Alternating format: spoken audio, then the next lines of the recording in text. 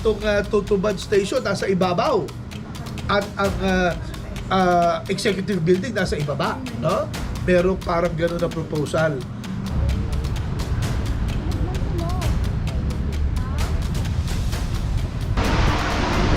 At wow naman! Wow! Wow!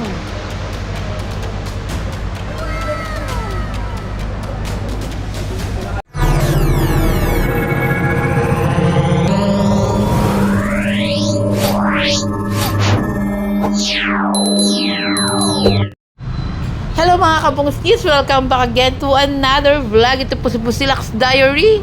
Hatid ang mukha ng balita. PNR tayo mga kabungskis at i-interviewin natin si Chairman Ted Macapagal.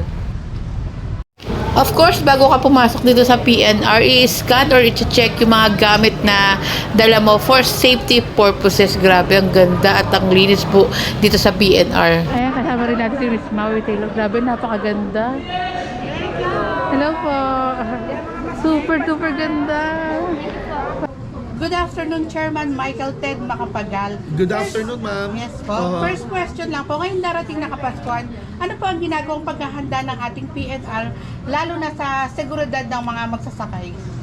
Maraming salamat po. Napakagandang question yan. Ano? Sa totoo lang po, meron tayong tigil pasaday, no? To give way to the new NSCR project na ginagawa natin, yung tinatawag na modernized train system. Pero itinigil muna po namin yung tigil pasada, minove namin until after the new year, no? At ang masasabi naman namin, kahit na tigil pasada in Metro Manila, ililipat po natin ang mga trains natin sa Quezon, sa Albay, sa Bicol area, no? In the south. At doon tayo magpapatakbo ng mga train. Next question, sir. Sa inyong palagay, malayo na po ba narating ng PNR mula noon hanggang ngayon? Malayo po ang mararating pagkatapos ng termino ng ating mahal na Pangulo, no? Bago sa panahon ni President Marcos, ang pagkakaalam nila sa PNR is home along the Riles, no? Yung habang tumatakbo ang tren, yung mga bahay umuuga, no? Pero ginagawa na po natin ang the most modern, no?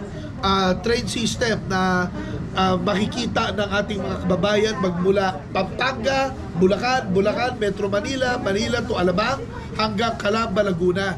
At matatapos po yan pagbaba ng ating mahal na Pangulo. Yan ang utos ng ating mahal na Pangulong Marcos at yan ang utos ng ating mahal na Secretary Jimmy Bautista. Kaya kami po, we're hard at work, no? Na tapusin yan during his term. Yung improvement po ng PNR, how was it? Alam po ninyo, sa ngayon, ano, merong mga, of course, challenges, but there are also current improvements that we're doing. Pero, ang talagang improvement po, pag natapos yung tinatawag na modernization program. Dahil dati locomotive trains po tayo. Ngayon, magiging electric trains na, no? At saka elevated ho yan. Dadaan yan sa ere, hindi naman ere, sa taas, no? At didiretso hanggang Metro Manila, bababa, at grade level, bababa sa subway. Tapos tataas na naman pagdating sa Alabang hanggang sa Calamba, Laguna, no? Ito pong ginagawa natin na train system na to, no? This is at par with world standards. Ngayon lang makakakita ang mga Pilipino na ng trend na para kang nasa Japan, para kang nasa China, para kang nasa Indonesia, para kang nasa Singapore, at para kang nasa Amerika at saka Europe, no? At yan po ay pinapatupad during the time of President Ferdinand Marcos and Secretary Jimmy Bautista ng DOTR. Ako naman po, pinipilit ko, no, na gawin ang lahat ng magagawa para sundin, no, ang order sa akin na yan, yung marching orders nila sa akin. And sir, isinip lang po yung mga PWDs natin. Paano nyo naman po tinutulungan ng ating mga kababayan na PWD sa pagsakay ng tren? Magandang tanong po yan. Ano? Currently, meron kaming accommodation na ginagawa sa mga PWD, no?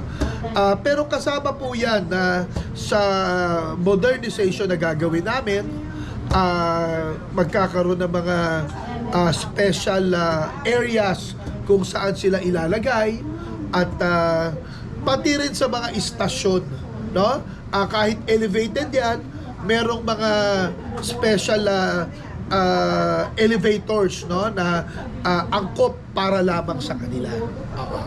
At yan po ay ginagawa natin ngayon. It's part of the NSCR project. And sir, tanong ko lang rin po, yung sa mga sasakay nga po ng PNR, mga do's and don'ts. Well, hindi pa ho naman tapos yung NSCR project, ano?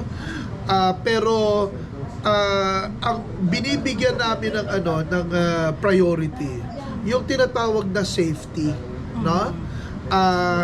Unang-una nilalagyan namin ng mga harang, no? Yung mga platforms o plataforma para para habang dumadaan ang tren, hindi pwedeng ang mga tao tumatakbo or crossing the tracks, ano? Kung hindi, masasaktan sila, no? Yung safety po, yan ang priority natin. That's why we're building fences, we're building walls, and we're also making sure that there are barriers, ano, to protect our riding public. Diyan sa ginagawang NSCR project. Sir, tanong ko lang po, ito po bang station ninyo ito parang katulad dito or parang dun sa LRT? Kasi sa LRT, papasok ang mga passenger nakaantay. Kaya nangyayaring may tumatalon eh. Yun po siguro yung gusto niyang mangyari dun sa safety. Kasi po dito talagang safe kasi naghihintay, merong waiting station, place Area. dito o area na pag nandito na, tsaka palang lang. Ganito po yan, ano? Mas marami kasing istasyon ng una, gusto ko lang ipaliwanag na yung ginagawa natin, 147 kilometers po yan, no? Una. Ikalawa, yan po ginagawa natin na yan consists of 36 station, 36 na istasyon, no? At ikatlo, meron pong 3 na depot kung saan doon gagawin ng mga trend, no? Habang mine-maintain sila, no?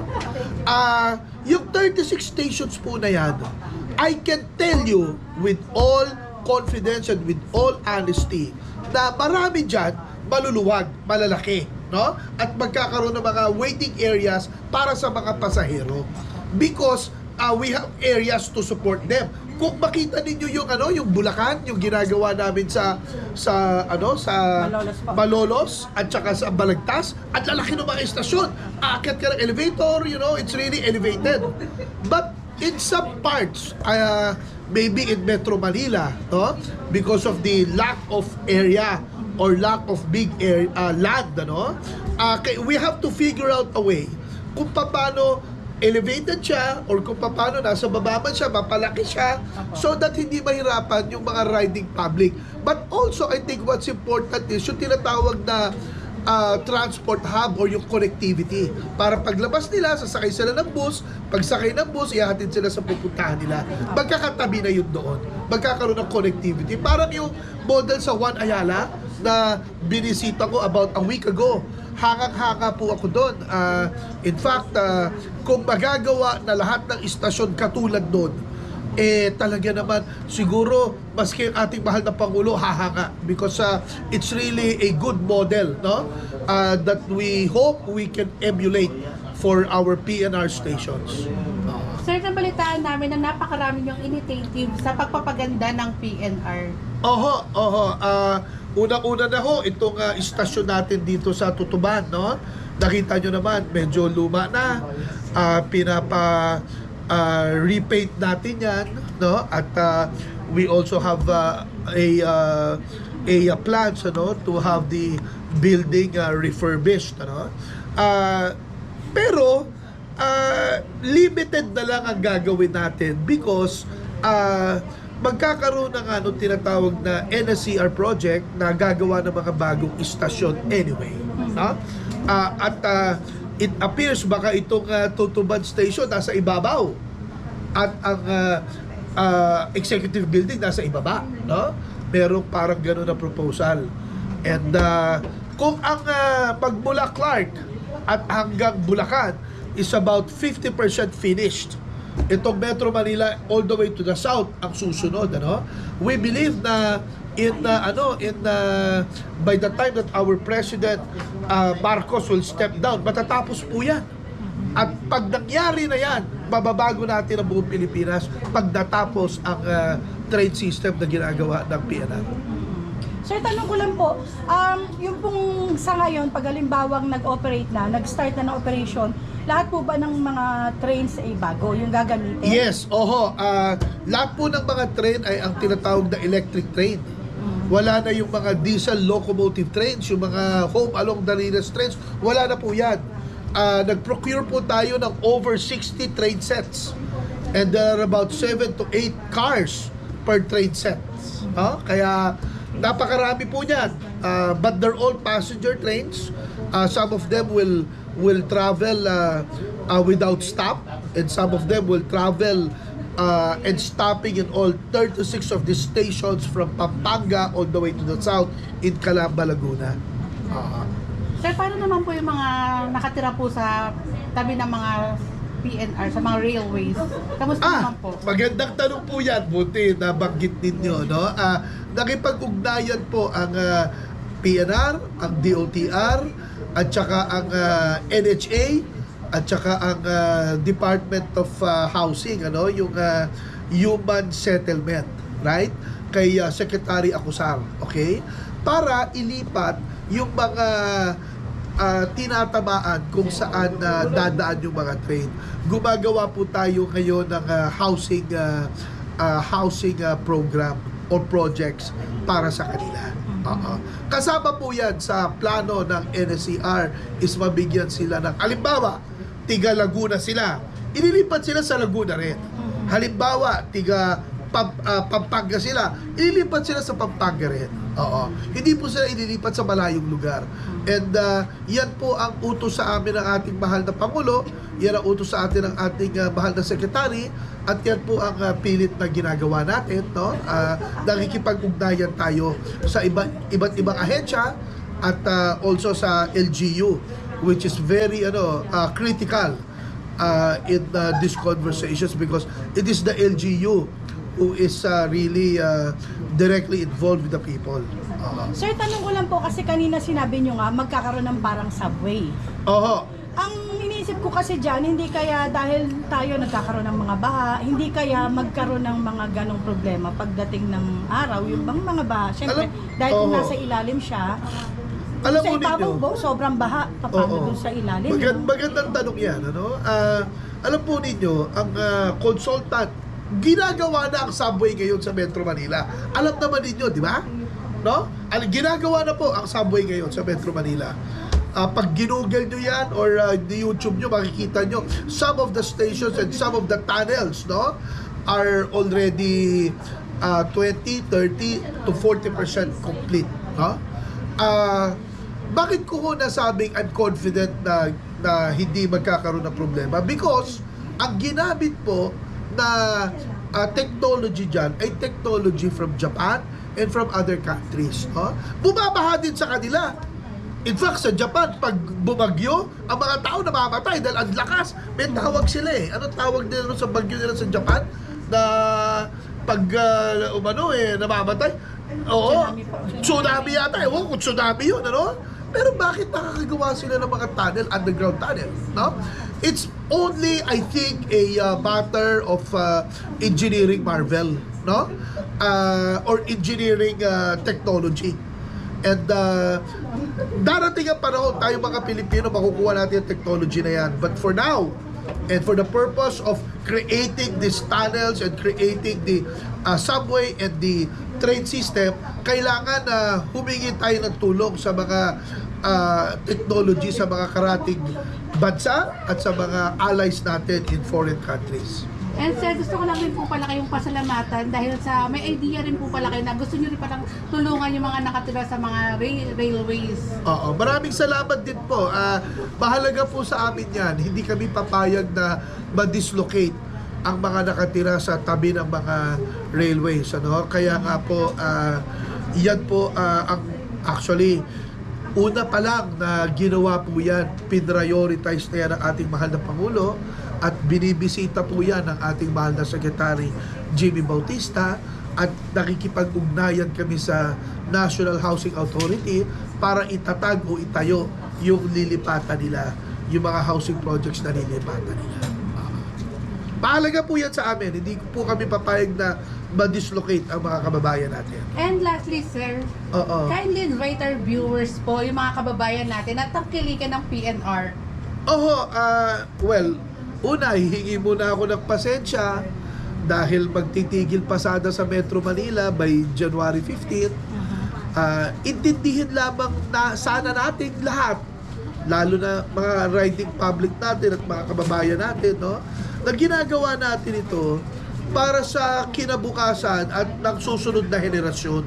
Kung hindi man para sa atin, sa mga anak natin at mga apo natin. Kaya natin minomodernize. Kasi kung hindi natin modernize, walang mangyayari sa bayan natin. No? Humihingi ako ng pasensya. Pero, yung current o yung existing line namin, i-migrate yan o ililipat yan sa South, sa Lucena, sa Quezon, and Albay. And then, at the same time, pag natapos na po yung NSCR project natin, luluwag na ang buhay ng mga Pilipino at babaguhin natin ang ating bayan. Naniniwala ako dyan. I sincerely believe na we are on the path to revolutionize and change the face of the country. Please take it from me. Kasi nakita ko po ang itsura ng mga istasyon at nakita ko po sa ibang bansa kung paano ang traffic na solusyonan because of the train system. Magagawa ko, kaya nilang gawin. Kaya rin natin gawin yan sa Pilipinas. Maraming salamat sa pagpapaunlak sa interview, Chairman Michael Ted R. Macapagal, and Merry Christmas po. Maraming salamat. Merry Christmas po sa inyong lahat.